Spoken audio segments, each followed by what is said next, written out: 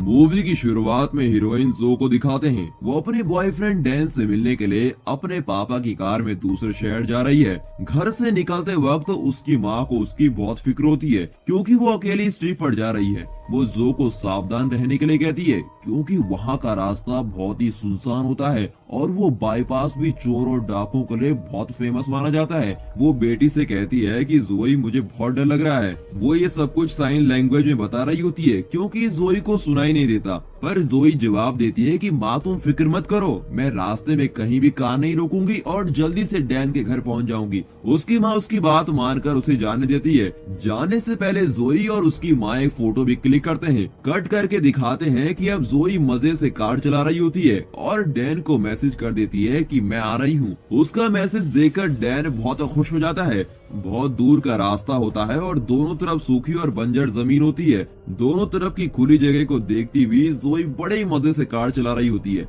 जब टायर्ड होती है तो कार को रोक देती है और अपनी सेल्फीज लेकर डैन को भेज देती है। इसी तरह जाते वक्त वो एक पुरानी दुकान देखती है। वहाँ एक आदमी कुछ हैंडक्राफ्ट्स की चीजें बेच रहा होता है। उन चीजों के साथ साथ उसके पास मंत्र तंत्र की भी कुछ चीजें होती है। वहाँ से जोई अपनी पसंद की कुछ चीजें खरीद कर अपनी ट्रिप पर निकल जाती है। वो रोड पर ध्यान देकर गाड़ी चलाती तो अच्छा होता, पर वो डैन को मैसेज करती भी जा रही है। तभी अचानक रोड के बीच में एक आदमी आकर खड़ा हो जाता है। चौंक कर जोई कार को घुमाती है और गाड़ी रोड से नीचे उतर जाती है। जोई को कुछ नहीं होता, पर वो आदमी सिकुड़ कर रोड पर पड़ा होता है। उसकी हालत देखकर जोई डर जाती है कि पता नहीं उसे क्या होगा। तभी सामने से एक टपोरियों की गैंग एक आदमी को अपनी कार में चेज करते हुए आ रही है। भागते हुए उस आदमी का पैर फिसल जाता है और वो वहीं गिर जाता है। ये देखकर जोई बहुत घबरा जाती है। अब वो गैंग रोड में पड़े इस आदमी को भी मारने के लिए तेजी से आ रही होती है। जोई उसे बचाने के लिए उसे अपनी कार में चढ़ाने की कोशिश करती है, पर इतने में गैंग के लोग आ जाते हैं और जोई को घेर लेते हैं। आसपास कोई और नहीं होता। वे लोग जोई के साथ कुछ भी कर सकते थे क्योंकि उस सुनसान जगह पर जोई की मदद के लिए कोई नहीं था। इसलिए वे जोई को बुरी तरह से छेड़ रहे होते हैं। जिस आदमी को जोई बचाना चाहती थी उस पर गैंग का एक आदमी चाकू से हमला कर देता है। आखिर में उस आदमी को मार ही डालते हैं। ये देखकर जोई का खून सूख जाता है। वो जान जाती है कि ये लोग मेरे साथ भी बहुत बुराई करने वाले हैं। उस जगह से वो भागने लगती है। हमें लगता है कि गैंग वाले भी उसका पीछा करेंगे, पर नहीं। उनमें से एक आदमी गन से ठीक जोई के पैर पर गोली चला देता है और जोई को वे पकड़ लेते हैं। फिर उसे उठाकर अपने अड्डे पे ले जाते हैं। जिस आदमी ने जोई पर गोली चलाई होती है वही इस टीम का लीडर होता है। उसका नाम ट्रे है। वो जोई को बिस्तर पर गिरा देता है और उससे बहुत टॉर्चर करता है। फिर वो उसके पॉकेट से एक फोटो निकालते हैं जिसमें वो और डैन साथ में होते हैं। फिर वो कहता है, अच्छा तो यही है तुम्हारा बॉयफ्रेंड, इसी से मिलने जा रही हो, फिक्र मत करो, हम सब तुम्हारी अच्छी से देखभाल करेंगे। इस तरह उसकी अश्लील बातें चल रही होती हैं, पर इस बीच जोई देखती है कि उन्हें एक छेद से कोई देख रहा है। उससे वो विनती करती है कि प्लीज मुझे बचा लो। इतने में गैंग का एक आदमी उसके साथ जबरदस्ती करने लगता है। कट करके दिखाते हैं कि रात हो चुकी है और डैन परेशान हो जाता है कि जोई अब तक पहुंची क्यों नहीं, उस रास्ते में कोई प्रॉब्लम तो नहीं है। तब वो उन फोटोज को चेक करता है जो जोई ने उसको रास्ते में भेजी थी। उन फोटो में वो एक बोर्ड को देखता है और गैस करता है कि जोई उसी जगह के आसपास होगी। शायद उसकी कार ब्रेक डाउन हो गई होगी। ये सब सोचकर वो पुलिस को कॉल करता है और कहता है कि मेरी गर्लफ्रेंड इस लोकेशन में फंस गई है, आप प्लीज तुरंत वहां पहुंच जाइए और उसकी हेल्प कीजिए। कट करके जोई को दिखाते हैं। उसके हाथ पैर बंधे होते हैं और वो बहुत ही बुरी हालत में होती है। उस गैंग का लीडर ट्रे बड़े ठाठ से बोल रहा होता है कि जानती हो मेरा ताया कौन है और उसने कितने कत्ल किए हैं, उन्हीं के वंश का खून हूँ मैं खुद भी बड़ा खूनी हूँ। तुम समझ रही हो कितने ही लोगों को मैंने इन्हीं हाथों से मार डाला और अभी तो शुरुआत ही है, आगे आगे देखो कितने खून करता हूँ, तुम सैंपल देखोगी। ऐसा कहकर वो एक फ्रिज खोलता है। उसमें कई खोपड़ियाँ रखी होती हैं। ये उन लोगों की खोपड़ियाँ होती हैं जिन्हें उसके ताया ने मार डाला था। उन्हें देखकर वो कहता है, देखा ये है मेरे ताया के मेडल्स, मैंने तो अभी शुरुआत ही की है, मैं तुम्हें एक आदमी के बारे में जरूर बताऊंगा। ऐसा कहकर वो वहाँ से खोपड़ी उठाता है, उसके बारे में बताना शुरू कर देता है। मेरे हाथ में जो खोपड़ी देख रही हो ना, ये एक आर्मी ऑफिसर की खोपड़ी है। इसने मेरे दादा से पंगा लिया था और बड़ी होशियारी से मेरे दादा को हराने की कोशिश भी की थी, पर मेरे दादा भी शेर थे, शेर। एक तलवार से उसका सर धड़ से अलग कर दिया उन्होंने। इस तरह वो अपने खूनी फैमिली के खून भरी स्टोरी बताते जा रहा था। कट करके दिखाते हैं कि उस गैंग के लोग एक जगह बैठकर शराब पी रहे हैं। उनमें से एक लंबा आदमी जिसका नाम वेस्ट है वो कहता है, इससे ज्यादा मैं और सब्र नहीं कर सकता, मैं उस लड़की को तड़पा तड़पा कर मार डालना चाहता हूँ। ये सुनकर ट्रे बहुत गुस्सा हो जाता है, तुम पागलों जैसी बात मत करो, मैं तो उसे और भी टॉर्चर करना चाहता हूँ, बाद में तुम उसे जितना चाहो तड़पाकर मार डालना। वेस्ट ट्रे की बात मानने को तैयार नहीं होता, वो किसी भी तरह जोई का खून करना चाहता है। इस तरह इन लोगों की आर्गुमेंट चल रही होती है। बातों बातों में उन दोनों में हाथापाई भी होने लगती है। फिर कुछ देर बाद दोनों में सुलह हो जाती है। वे सोचते हैं कि उस लड़की के लिए हम झगड़ा क्यों कर रहे हैं। तब ट्रे कहता है, चलो एक कार्ड गेम खेलते हैं और जो गेम जीतेगा वो अपनी मर्जी की कर सकता है। गेम के लिए दोनों तैयार हो जाते हैं और खेलने लगते हैं। गेम को देखकर हमें लगता है कि जोई की जान बच जाएगी, पर बदकिस्मती से वेस्ट गेम जीत जाता है। अब उसे जोई को बेरहमी से मारने से कोई नहीं रोक सकता। वो चाकू लिए जोई को मारने के लिए बिल्कुल तैयार हो जाता है। यहाँ कमरे के अंदर तो देखिए जोई को उन राक्षसों ने कैसे कांटेदार तार से बांध रखा है। जोई यहाँ से बच निकलने की कोशिश में उस कांटेदार तार को जोर से खींच रही होती है। तार उसके हाथों को चीर रहा होता है और उसे बहुत दर्द होता है, पर वो किसी तरह अपने हाथ छुड़ाकर उस जगह से निकलने की कोशिश करती है, पर वेस्ट उसे देख लेता है। न जाने जोई के खून का वो इतना प्यासा क्यों होता है। वो सीधा जोई के पास आता है और उसे कई बार चाकू से मारकर उसकी जान ले लेता है। फिर कट करके दिखाते हैं कि डैन जोई की तलाश में वहीं आ रहा होता है। फिर वो बूढ़ा आदमी जिसकी हैंडक्राफ्ट शॉप से जोई ने कुछ चीजें ली थी, वो भी अपने कुत्ते के साथ मिलकर जोई को ढूंढ रहा होता है। उस बूढ़े आदमी का नाम ग्रे है। तलाश के दौरान उसे जोई की लाश मिलती है। उस गैंग ने जोई की लाश को जमीन में दफना दिया होता है। ग्रे जोई को जिंदा करने की बहुत कोशिश करता है, पर अब तो कोई फायदा नहीं क्योंकि जोई तो ऑलरेडी मर चुकी है। फिर ग्रे जोई को गले से लगाकर रोने लगता है और उसे उठाकर अपनी किसी जगह पे ले जाता है।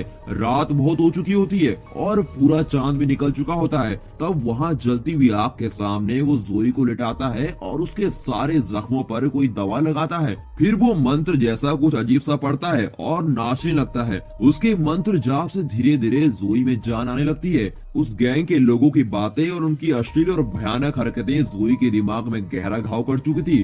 अब जोई धीरे धीरे ऊपर उठने लगती है। उसकी आंखें बहुत काली और भयानक हो जाती है। फिर वो ग्रे को जोर से धक्का देती है और कहती है कि उन खूनियों में से मैं एक को भी जिंदा नहीं छोड़ूंगी और एक को तो मैं तड़पा तड़पा कर मारूंगी। तभी ग्रे कोई पाउडर उस पर डालता है और जोई बेहोश होकर नीचे गिर जाती है। फिर वो दोबारा आंखें खोलती है। उसे खुद विश्वास नहीं होता कि वो अभी भी जिंदा है। वो धीरे धीरे चलकर सिटी के अंदर जाती है और वहाँ के एक टेलीफोन बूथ से डैन को कॉल करती है। एक्चुअली पहले वो सुन नहीं सकती थी, पर अब उसे सब कुछ सुनाई देता है।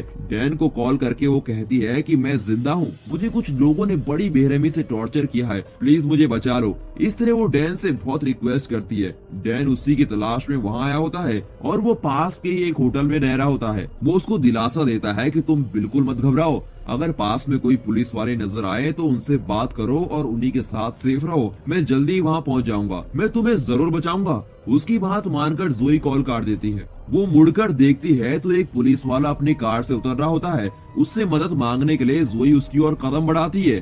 देखती है कि वो पुलिस वाला उसी गैंग का आदमी होता है। सोचिए अगर ऐसे ही खूनी पुलिस डिपार्टमेंट में भर्ती होने लगे तो आम जनता का क्या होगा। उसका मुंह देखकर न जाने जोई को क्या हो जाता है। गुस्से में जोई का चेहरा बिल्कुल लाल होने लगता है। उसे खत्म करने की आग उसके दिल में खूब जल रही होती है। वो पुलिस वाला एक बार के अंदर जाता है और वहाँ पी रहा होता है। जोई भी अंदर चले जाती है और उसके पीछे खड़ी हो जाती है। तभी कोई उस आदमी को बताता है कि तुम्हारे पीछे कोई खड़ा है। जब वो देखने के लिए पीछे मुड़ता है तो जोई उसकी बोतल छीनकर उसे तोड़ती है और उस आदमी के पेट को कई बार चीरने लगती है। फिर उसके शरीर को पूरा चीरकर उसके इंटेस्टाइन बाहर निकाल लेती है। तब जोई की आंखें पूरी तरह से काली हो जाती हैं, जिसका मतलब ये है कि उसके शरीर में कोई आत्मा घुसी है। तभी बार में काम करने वाले दो आदमी जोई पर हमला करने की कोशिश करते हैं। जोई एक चेयर उठाती है और उनमें से एक आदमी के सर पर पटक देती है।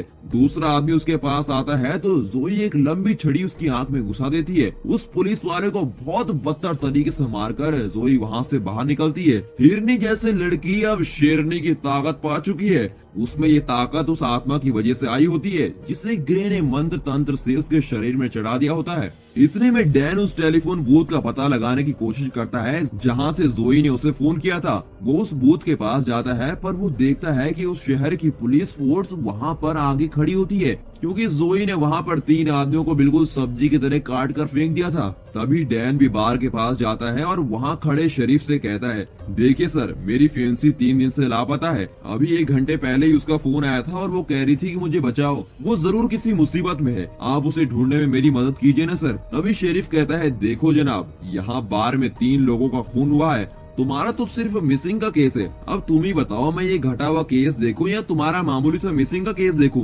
जो भी हो, तुम पुलिस स्टेशन में जाकर कंप्लेंट लिखवा दो, हम बाद में देख लेंगे। वो डैन की बात को सीरियसली नहीं लेता। इतने में अपने साथी की मौत की खबर सुनकर ट्रे का गैंग भी वहाँ पहुँच जाता है। उसकी हालत देखकर गैंग के लोग टेंशन में आ जाते हैं। इतने में ट्रे उन्हें संभालता है और वहाँ से ले जाने वाला होता है, पर तभी डैन उसको रोकता है और पूछता है, सर आप जरूर इस एरिया में रहने वाले लगते हैं, ये मेरी फियांसी है, क्या आपने इसको कहीं देखा है? 1 घंटे पहले इसने मुझे टेलीफोन बूथ से कॉल किया था, वो जरूर किसी मुसीबत में फंसी हुई है, क्या आपने इसको कहीं देखा है सर? जोई की फोटो देखकर और डैन की बातें सुनकर वे घबरा जाते हैं और सोचते हैं कि इसको तो हमने अपने हाथों से जमीन में दफना दिया था, फिर ये जिंदा कैसे हो गई? और जिंदा हुई भी तो इसने कॉल किया कैसे? ये पता नहीं क्या हो रहा है। ट्रे और उसके साथियों को डैन की बात पर विश्वास नहीं होता, फिर भी डैन से कहते हैं, देखो इस लड़की को हमने कहीं नहीं देखा और तुम यहाँ से दफा हो जाओ। इस तरह वे डैन को वहाँ से निपटाने की कोशिश करते हैं, पर डैन उन्हें छोड़ता नहीं, उनके पीछे ही पड़ जाता है और उनसे दोबारा जोई के बारे में पूछने लगता है।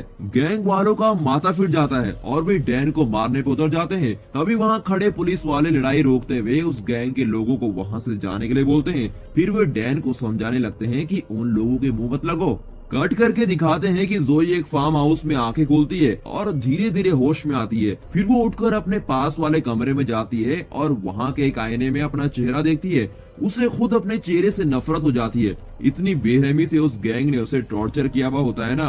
जोई की नजर वहाँ रखे हुए धनुष और तीर पर पड़ती है। उसे देखते ही फिर एक बार जोई की आंखें खाली होने लगती है, उसके अंदर वो आत्मा फिर से आ चुकी होती है। कट करके दिखाते हैं कि वो गैंग उस जगह पहुंचता है जहां जोई को उन्होंने दफनाया था। वहां जोई की लाश उन्हें मिलती ही नहीं। वेस्ट ने जोई की लाश इसी जगह पर दफनाई थी, पर वो लाश गायब थी। ट्रे वेस्ट से पूछता है, तो फिर वो लाश गई कहाँ? वेस्ट चिढ़ जाता है और कहता है, मुझे क्या पता, इतना जरूर पता है कि मैंने उसे अपने हाथों से जरूर मारा था और यहाँ आकर उसको दफना दिया था। शायद कुत्ते या गिदड़ उसकी लाश को उठा ले गए होंगे, उसका भी तो चांस है ना। ये सुनकर ट्रे पूछता है, तुम पागल हो क्या? और तुम्हारी बात मान भी लेते हैं तो कल रात जो उसका बॉयफ्रेंड मिला था वो तो कह रहा था कि उसने अभी कॉल किया है। काम तो तुम्हें ढंग से करना आता नहीं, बस बातें बड़ी बना लेते हो। मेरी बात ध्यान से सुनो, वो लड़की बाहर घूम रही है, अगर वो पुलिस के हाथ लग गई तो हम सबको जेल में जाना पड़ेगा और आखिरी दम तक जेल की वो सूखी रोटी खानी पड़ेगी। मेरी बात मानो, जब तक ये लोचा खत्म नहीं होता हमें सबकी नजरों से छुप कर रहना होगा। ट्रे की बात सबको ठीक लगती है और वे मान जाते हैं। प्लान के मुताबिक वे अपनी चीजें पैक करके अपना अड्डा खाली कर रहे होते हैं। उनकी गैंग में एक बेवकूफ होता है जिसने नोज रिंग पहनी होती है, उसका नाम क्रीड है। वो अपने घर जाकर अपनी चीजें पैक करता है। जब वो चीजें कार में रख रहा होता है तभी देखता है कि कार के टायर पंचर है। लगता है किसी ने तीर चलाकर टायर को पंचर किया है। ये देखकर वो घबरा जाता है कि जोई यहाँ पहुँच गई है और डर के मारे वो ट्रे को कॉल करता है और बड़बड़ाता है कि अरे कॉल उठाते क्यों नहीं, वो लड़की यहीं पास ही है। बड़बड़ाते हुए वो मुड़कर देखता है कि जोई धनुष और तीर हाथ में ले खड़ी है। वो भागता है पर जोई अपना तीर खींचकर छोड़ती है तो ठीक उसके पैर में लगता है। वो अपने घुटनों पे आता है और जोई से अपने जीवन की भीख मांगता है। फिर वो रेंगता हुआ वहाँ से निकलने की कोशिश करता है। तब जोई कहती है कि मैंने भी उस दिन तुमसे इसी तरह भीख मांगी थी, लेकिन तुमने मुझे छोड़ा था। ये कहते कहते वो क्रीड की पीठ पर और उसकी कमर पर तीर चला देती है। उसे पूरी तरह से खत्म करने के लिए जोई उसे अपनी तरफ मोड़ती है। तभी वो देखती है कि उसके हाथ में गन है। वो जोई पर गोली चलाता है और जोई उस पर अपना तीर चलाती है। कट करके दिखाते हैं कि टेरी का गैंग सब कुछ पैक कर चुका है। तभी टेरी अपना फोन चेक करता है तो देखता है कि उस बेवकूफ क्रीड ने उसे वॉइस मैसेज भेजा था। अब उसे पता चल जाता है कि क्रीड जरूर किसी मुश्किल में फंसा हुआ है। पूरी गैंग उसके घर की ओर आ रही होती है। हमें लगता है कि क्रीड के गोली चलाने से जोई मर गई होगी, पर वो मरी नहीं होती, जिंदा ही होती है। पर प्रॉब्लम ये है कि उसका शरीर धीरे धीरे सड़ रहा होता है। वो अपनी अंगूठी उतारती है तो उसकी चमड़ी भी साथ में निकल जाती है। तभी जोई फील करती है कि उसके हाथ में कुछ रेंग रहा है। वो बैंडेज खोलकर देखती है तो उसके हाथ में कीड़े रेंग रहे होते हैं।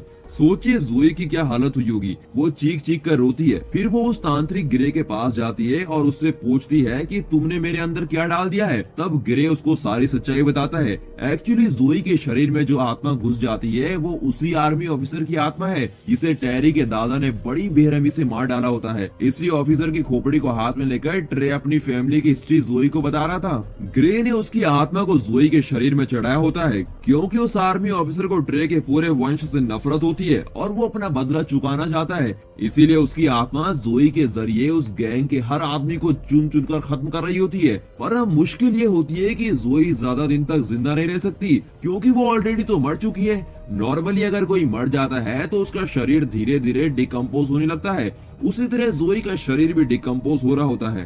ग्रे जोई से कहता है कि जिन लोगों ने तुम्हारे साथ इतनी घिनौनी हरकत की है और इतनी बेरहमी से मारा है, तुम जल्द से जल्द उन लोगों से बदला ले लो। अगर देर हो गई तो तुम्हारा पूरा शरीर सड़ जाएगा, उसके बाद तुम उनका कुछ नहीं बिगाड़ पाओगी। तुम्हारी आत्मा को अब तुम्हारे शरीर में वापस नहीं लाया जा सकता। कट करके दिखाते हैं कि क्रीड की हालत जानने के लिए उसकी गैंग उसके घर में पहुंचती है। उसकी हालत देखकर उन लोगों की तो बोलती बंद हो जाती है। इतनी बुरी तरह से वो घायल होकर मरा पड़ा होता है। अब उन्हें यकीन हो जाता है कि जोई वापस आ गई है और वही गैंग के लोगों को जान से मार रही है।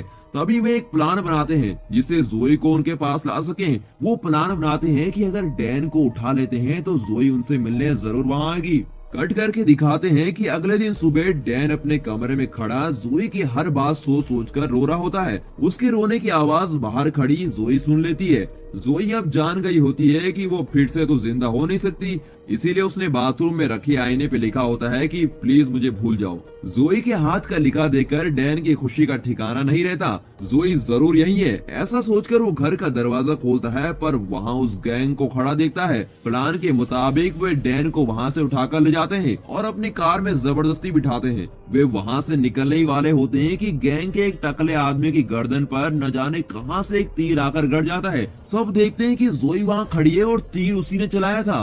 उसकी आंखें अब पूरी तरह से खाली हो गई है। वे जान बचाकर वहां से जाने की कोशिश करते हैं। तीर गर्दन पर लिए वो टकला कार में आगे बैठ जाता है और वेस्ट पीछे खड़ा हो जाता है। जोई कई बार तीर चलाती है पर वो निशाने पर नहीं लगता। इतने में वो गैंग अपनी कार में बचने की कोशिश करता है। जोई क्या उन्हें ऐसे ही छोड़ने वाली थी? वो कार को चेज करती है। आखिर में वो कार के पीछे चढ़ जाती है पर पीछे वेस्ट खड़ा होता है और उस पर अटैक करने के लिए बिल्कुल तैयार होता है। उसी ने जोई का कत्ल किया था। जोई के अंदर बदले की आग जल रही होती है और वो वेस्ट पर हमला करने लगती है। ऐन वक्त पर वो वेस्ट के शरीर को तीर से चीरने लगती है और उसे पीट पीट कर कार में ही फ्लैट कर देती है। ट्रे कार को ड्राइव कर रहा होता है। जोई को पीछे खड़ा देखकर वो सडन ब्रेक लगाता है और जोई को ऐसा झटका लगता है कि वो कार के आगे जाकर गिर जाती है। बड़ी बेरहमी से ट्रे उस कार के नीचे उसको कुचल देता है। जोई एक बार फिर मौत से लड़ रही होती है पर वो उन लोगों को छोड़ना नहीं चाहती। वो फिर से उठती है और कार के पीछे से दौड़ने लगती है। तभी गन वालों को थोड़ी तसल्ली होती है कि चलो हम बाल बाल बच गए, वरना वो तो हमें जान से ही मार डालती। इस तरह बातें करते हुए ट्रे, वेस्ट और टकला आदमी वहाँ से बच निकलते हैं और अपने अड्डे पे पहुँच जाते हैं। वहाँ उन्होंने डैन को बांध कर रखा होता है और उसके पास ही वो टकला भी बैठ जाता है। उसकी गर्दन पर जोई का तीर अभी भी घुसा हुआ है। इस हालत में भी वो उस टकले को हॉस्पिटल नहीं ले जाते। वो उनसे भीख मांग रहा होता है कि प्लीज मुझे हॉस्पिटल तो ले जाओ यार, वरना मैं तो यहीं पर दम तोड़ दूंगा। पर ट्रे मना कर देता है और कहता है अबे हम बाहर गए तो पुलिस हमें बंद कर देगी, समझे क्या? अब ट्रे और वेस्ट बातें कर रहे होते हैं। तब वेस्ट कहता है कि जब मैं कार में उस लड़की के साथ फाइट कर रहा था तो मुझे लगा कि उसके शरीर को कोई कठपुतली की तरह कंट्रोल कर रहा है। यही नहीं, उसकी आंखें पूरी तरह से खाली दिख रही थी। तभी ट्रे के दिमाग में ये बात आती है कि वो हैंडक्राफ्ट्स बेचने वाला ग्रे ही इस तरह के मंत्र तंत्र जानता है। फिर वो वेस्ट से कहता है तुमने उस आदमी की जगह के पास उस लड़की को दफनाया था ना, कहीं ये उसी आदमी की करतूत तो नहीं है? ये बात उसको ठीक से गैस होती है। तभी वे देखते हैं कि उनकी मदद के लिए ट्रे के कुछ दोस्त वहाँ आ रहे हैं। देखने में तो वो कोई मिलिट्री जैसे लगते हैं। अब दिखाते हैं कि ट्रे के हाथ में एक बहुत ही पावरफुल मिलिट्री गन है। कट करके जोई को दिखाते हैं। कार के नीचे आ जाने से उसकी हड्डियां टूट गई होती हैं। चौंकाने वाली बात यह है कि वो टूटी हड्डियों को टेप से कवर कर रही होती है।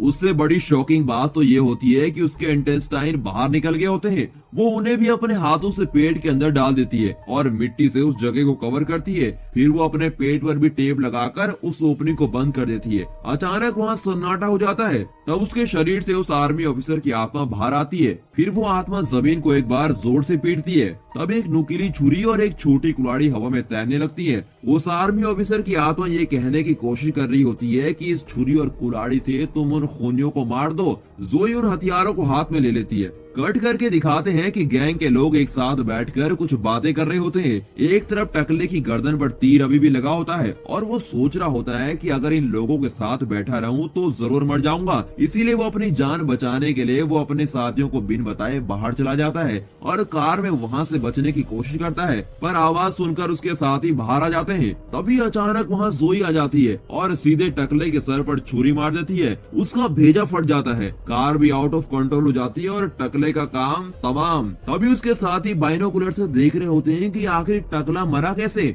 वे देखते हैं कि जोई भूत की तरह खड़ी है। एक्चुअली वो भूत की तरह नहीं, वो तो भूत ही है। जोई शेरनी की तरह दहाड़ रही होती है। तब उसके पीछे एक भयानक परछाई दिखाई पड़ती है। उसे देखकर गैंग के आदमी थर थर कांपने लगते हैं। डर के मारे वो जोई पे अंधाधुंध गोलियां चलाने लगते हैं, पर जोई आसानी से बच जाती है। अब उसे मारने के लिए ट्रे की पूरी टीम रेडी हो जाती है। फिर ट्रे डेन को दूसरे कमरे में ले जाता है। डेन उससे पूछता है कि मेरी जोई के साथ तुम लोगों ने क्या किया, वो जिंदा भी है कि नहीं। ट्रे उसे जवाब देता है कि हमने उसे बहुत टॉर्चर करके उसका खून किया। ये सुनकर डेन से दुख बर्दाश्त नहीं होता और वो बहुत रो रहा होता है। पर उस गैंग के लोगों की हरकतों को देखकर और उन्हें इस तरह डरते हुए देखकर डेन समझ जाता है कि जोई वापस आ गई है। ये सुनकर वो जोर जोर से हंसने लगता है और कहता है मेरी जोई यहाँ आ गई है और वो तुम लोगों को जिंदा नहीं छोड़ने वाली। और जैसा वो सोच रहा था बिल्कुल वैसा ही होने लगता है। ट्रे के जो मिलिट्री वाले साथी होते हैं उनमें से एक बुजुर्ग आदमी भी होता है। जोई उस आदमी का सर फाड़कर उसे धड़ से अलग कर देती है।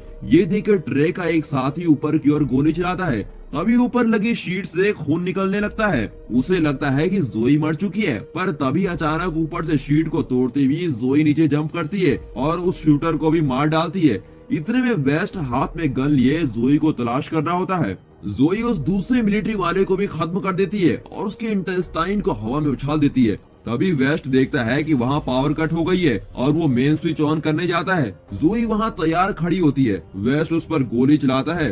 बदले में जोई उस पर कुल्हाड़ी फेंकती है जो सीधे जाकर उसके शोल्डर पर लगती है, पर वो वेस्ट के शरीर के टुकड़े टुकड़े कर देती है और उसकी छाती से उसका हार्ट निकालकर हाथ में रख लेती है। वो इसी के साथ रुकती नहीं, वेस्ट का हार्ट हाथ में लिए वो ट्रे के आगे जाती है और उसकी आंखों के सामने उस हार्ट को चबाकर खाने लगती है। मूवी की हाईलाइट यही है। इसे देखकर ट्रे का हाल बेहाल हो जाता है। नहीं नहीं, ये सब सच नहीं है, ये जरूर मेरे मन का वहम ही है। इस तरह बड़बड़ाता हुआ वो पागलों की तरह बाहर भागता है। यहाँ की सिचुएशन जानकर एक पुलिस वाला वहाँ आ जाता है, पर ट्रे उसको भी नहीं छोड़ता और उस पर भी गोली चला देता है। कट करके डेन को दिखाते हैं। जोई उसके बिल्कुल पीछे खड़ी होती है। वो डेन को टच करके उससे बातें करना चाहती है, पर फिर अपना फैसला बदल देती है और पीछे हट जाती है। इस बीच वहाँ रखे आईने में डैन जोई को देख लेता है। वो जोई के शरीर के भयानक घाव भी देख लेता है। उसकी हालत देखकर वो घबरा जाता है और कहता है कि जोई तुम बुरी तरह से घायल हो गई हो, प्लीज चलो जल्दी से हॉस्पिटल चलते हैं। पर जोई मना कर देती है।